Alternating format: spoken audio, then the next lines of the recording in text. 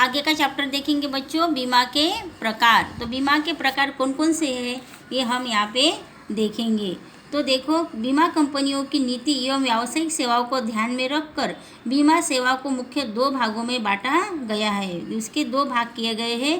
पहला है जीवन बीमा। जीवन बीमा सेवा का सबसे प्रचलित स्वरूप है। ये जीवन बीमा सेवा का सबसे प्रचलित स्वरूप कहा गया है। इसे समग्र जीवन को समाविष्ट करने वाली आजीवन पॉलिसी यानी कि होल लाइफ पॉलिसी भी इसे कहा गया है। बीमा धारक की मृत्यु के पश्चात उनके वारिसदारों को निश्चित राशि का भुगतान कराती है। अगर किसी ने ये जीवन बीमा पॉलिसी निकाली है तो उसकी कोई जिसने निकाली है वो अगर उसकी मृत्यु भी हो जाती है तो उसके पश्चात उसके जो वारिसदार रहते हैं, उसके बच्चे हो चाहे उसकी बीवी हो, जो भी हो, वो राशि का भुगतान कर सकती है। जीवन दरमियान अवधि बीमा पॉलिसी की लाक्षणिकता अनुसार निश्चित की गई समय अवधि पर अथवा बीमा धारक के को समयांतर पर नियमित आय मिलती रहती है। जब तक उसकी पॉलिसी रहती है तब तक उसको उसका लाभ वो ले सकते हैं। दुर्घटना के समय अधिक सुरक्षा देती बीमा पॉलिसी आधुनिक समय की विडंबना अनुसार मार्ग, सड़क, रेल, हवाई मार्ग जैसे परिवहन दुर्घटनाओं की संभावना बढ़ जाती है। आजकल तो ऐसा है कि अब कब किसका क्या हो जाए, चलते चलते भी रास्ते में भी कई बार दुर्घटना होते हुए हम अपनी आंखों से ऐसी दुर्घटना देखते हैं। कई बार हम न्यूज़ में देखते हैं कि रेल का एक्सीडेंट हुआ है। कई बार हवाई फ्लाइट का भी हम देखते हैं कि विमान का भी दुर्घटना देखते हैं। कई बार ऐसी दुर्घटना हम सुनते हैं, आँखों से देखते भी हैं। तो ज़िंदगी में क्या होने वाला है किसी को पता रहता नहीं है। इसीलिए हमारी सुरक्षा के लिए हमें जीवन बीमा पॉलिसी का फ़ायदा उठाना चाहिए। बीमा धारक को उनके अंतर्गत होने वाली जान हानि के सामने ज़्यादा राशि का लाभ मिलता है। और दूसरा है सामान्य बीमा। ये है जीवन बीमा के बारे में देखा हमने। अभी देखेंगे हम सामान्य बीमा के बारे में।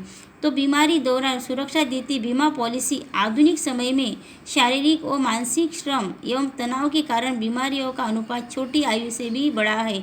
आजकल देखो सब हम जैसे कि हमारा नेचुरल सब बन गया है, नैसर्गिक कुछ रहा ही नहीं है, क्योंकि प्रदूषण इतना बढ़ रहा है दिन ब दिन। टेक्नोलॉजी ने हमारी ज़िंदगी को तो आसान बना दिया है, लेकिन साथ ही साथ हमें बहुत सारे नुकसान भी सहने पड़ रहे हैं। जितनी टेक्नोलॉजी का हमें फ़ायदा हो रहा है हम उसके नुकसान भी भरपाई कर रहे हैं। दिन ब दिन आने वाली बीमारियों का सामना हमें करना पड़ रहा है। तो हम ये कह नहीं सकते छोटा है तो छोटे बच्चों को कुछ नहीं होगा, उसकी बीमारियां नहीं होगी, किसको क्या हो जाए हमें पता नहीं रहता है। बीमा धारक को उनकी अपनी बीमारी हेतु आवश्यक जांच, दवाओं या फिर ऑपरेशन के लिए होने वाले वित्तीय खर्च के सामने सुरक्षा मिलती रहती है। आँख के जोखिम जैसे कि हमारा अगर मेडिक्लेम है तो अगर अगर हमने मेडिक्लेम निकाला है तो उसके लिए हमें रेगुलर उसके हफ्ते भी भरने पड़ते हैं, उसका जो प्रीमियम है वो भरना पड़ता है। अगर हमारे पास मेडिक्लेम है, अगर ऐसी ज़िंदगी में अगर हम कभी भी ऐसी दुर्घटना हमारे साथ होती है या फिर हमारे परिवार के साथ अगर होती है, कोई भी हॉस्पिटल में जाता है तो जो मेडिक्लेम हमने निकाला रहता है वो हमें बहुत राहत देता है। तो ये हमारी क्या है, हमारे जीवन की हमने सुरक्षा की है ऐसा हम कह सकते हैं। आगे के जोखिम के सामने सुरक्षा हेतु बीमा, फायर इंश्योरेंस घरेलू तथा व्यावसायिक इमारतों एवं उसमें रही साधन सामग्री को आग से होने वाले नुकसान के समक्ष सुरक्षा प्रदान करती है। जैसे कि कभी कभी जंगल में आग लग जाए, घर में आग लग जाती है तो फायर इंश्योरेंस भी, कभी ऑफिस में आग लग जाती है तो फायर इंश्योरेंस भी करवाना चाहिए, क्योंकि उसके साथ साथ जितनी भी साधन सामग्री को नुकसान होता है, किसी अगर व्यक्ति को नुकसान हो गया है तो उसकी भरपाई हमें मिल सकती है। इस पॉलिसी के अनुमति अनुसार बवंडर, बाढ़, भूकंप, प्राकृतिक मानव सर्जित आपदा में विस्तार या शामिल कर सकते हैं। कभी भूकंप आ सकता है, कभी बाढ़ आ सकती है, कभी प्राकृतिक आपदा भी आ सकती है और कभी मानव सर्जित आपदा भी आ सकती है। तो ये सब समस्याओं का सामना करने के लिए हमें फायर इंश्योरेंस करवाना पड़ता है ताकि हम अपने जीवन को सुरक्षित रख सके।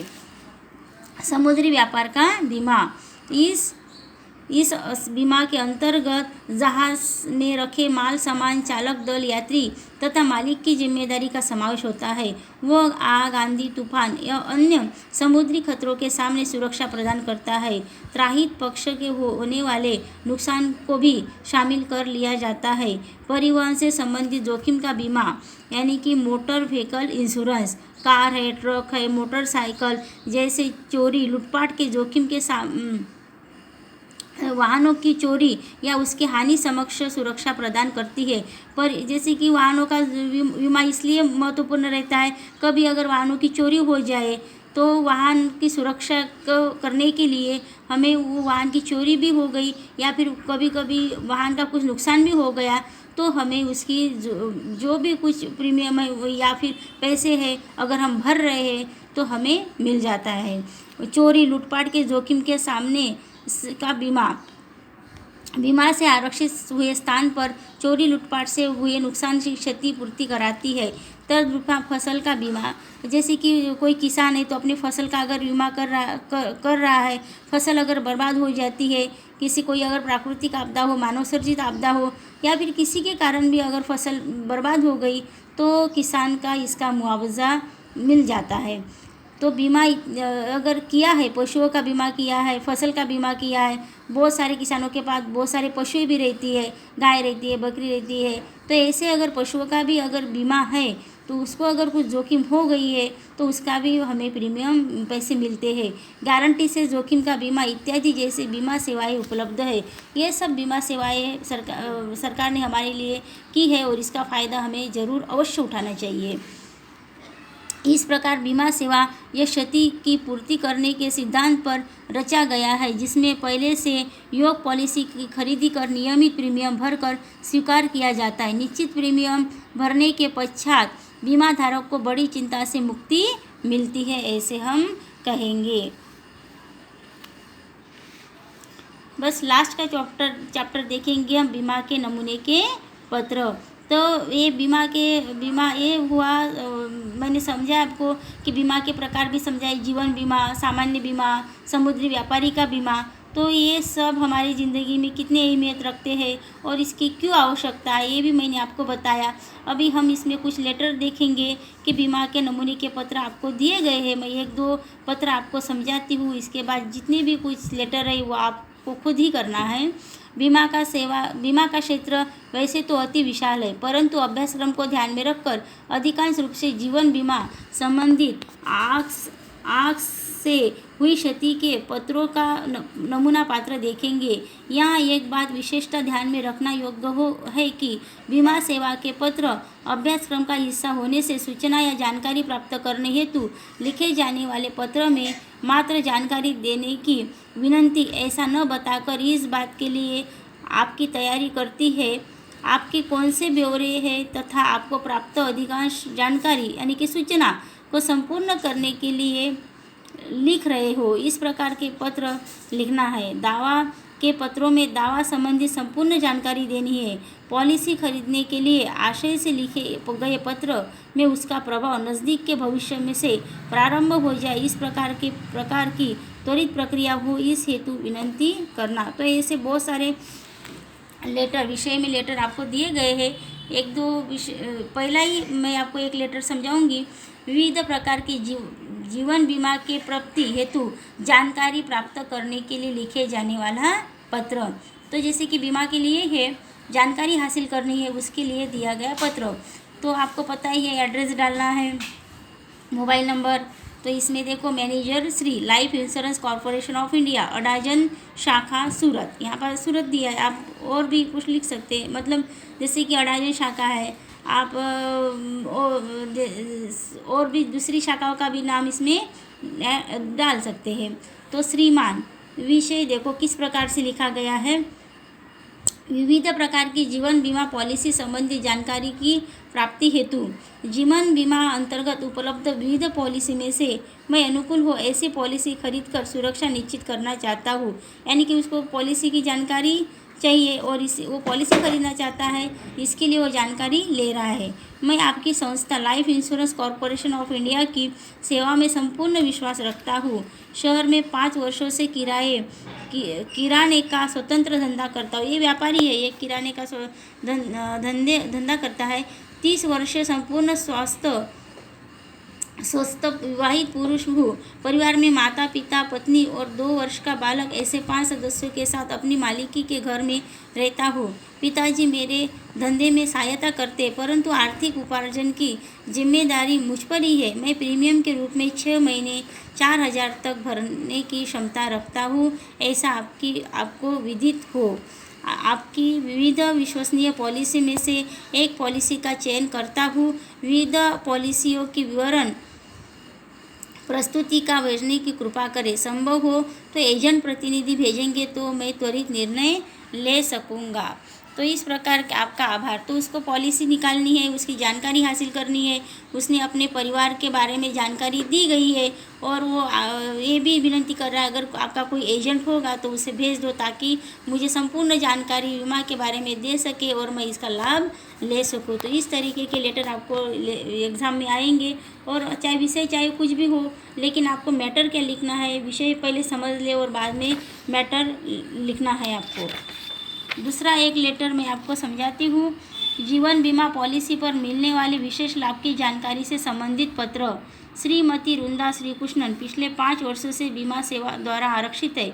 उनके द्वारा खरीदी गई पॉलिसी पर मिलने योग्य विशेष लाभ की जानकारी करने हेतु उनको और से पत्र लिखिए। तो इसका नाम यहाँ पे दिया गया है श्रीमती रुंदा शिवकृष्णन। तो यहाँ पे देखो, यहाँ पे एड्रेस लिखा है श्रीमती रुंदा श्रीकृष्णन 507 सूर्य कोणार्क अपार्टमेंट नेहरू पार्क के पास वस्त्रापुर अहमदाबाद 380015 30 अगस्त 2017। ये डेट भी लिखे, डेट लिखना बहुत ज़रूरी होता है, एड्रेस लिखना बहुत ज़रूरी होता है। यहाँ पे दिए मैनेजर श्री भारतीय जीवन बीमा निगम ब्रांच 385 जीवन प्रकाश बिल्डिंग रिलीफ रोड अहमदाबाद 38002। तो यहाँ पे विषय भी लिखा है, श्रीमान लिखा है पहले, बाद में विषय लिखा है। विषय क्या लिखा है? जीवन बीमा पॉलिसी पर मिलने वाले विशेष लाभ की जानकारी हेतु संदर्भ जीवन तृप्ति पॉलिसी नंबर। तो देखो हम कैसे लिखेंगे। उपयुक्त संदर्भ में बताना है कि 2006 में जीवन तृप्ति पॉलिसी ली थी, तत्पश्चात नियमित रूप से प्रीमियम का भुगतान किया। तो उन्होंने एक पॉलिसी ली है, उस पॉलिसी का नाम है जीवन तृप्ति पॉलिसी और इसका नियमित रूप से भुगतान भी किया है। मुझे ज्ञात हुआ कि एक बार खरीदी गई पॉलिसी में विशेष लाभ बाद में शामिल किया जा सकता है। उपयुक्त बताई गई पॉलिसी में डबल एक्सीडेंट बेनिफिट का लाभ जोड़ा जा सकता है कि नहीं, इसकी जानकारी देने की कृपा करें। तो वो उसको ये जानकारी नहीं है, वो जानकारी मांग रहे हैं कि डबल एक्सीडेंट बेनिफिट का लाभ हम ले सकते हैं या नहीं ले सकते हैं। बीमा पॉलिसी की समय अवधि दौरान पॉलिसी धारक को दुर्घटना से मृत्यु हो एवं पोस्टमार्टम की रिपोर्ट द्वारा सिद्ध हो जाए तो वारिसदार को बीमा की दुगनी राशि मिल सकती है। यदि पॉलिसी की समय अवधि दौरान पॉलिसी धारक को सामान्य परिस्थिति हो, मृत्यु हो एवं सभी प्रीमियम नियमित रूप से चुकाए गए हो तो उस परिस्थिति में पॉलिसी की पक्की तारीख को बीमा कंपनी बोनस के उपरांत अतिरिक्त बोनस भी चुकाती है। क्या यह दोनों लाभ मेरी उपयुक्त पॉलिसी पर मिलने योग्य है? मैं जीवन बीमा पॉलिसी पर मिलने योग्य विशेष लाभ लेने की इच्छा रखती हूँ। इस हेतु प्रीमियम की राशि होने वाली बढ़ोतरी मुझे मान्य है। कार्य दिवस दौरान आप सब बुलाएंगे तब आकर आवश्यक कार्यविधि पूर्ण करूँगी। आपकी ओर से त्वरित प्रत्युत्तर की अपेक्षा। आभार। तो इस तरीक़ा का मैटर लिखा हुआ है और इस तरीके के कई सारे लेटर आपको इसमें से 1-2 लेटर आ सकते हैं एग्ज़ाम में। तो ये लेटर को आपको समझना है।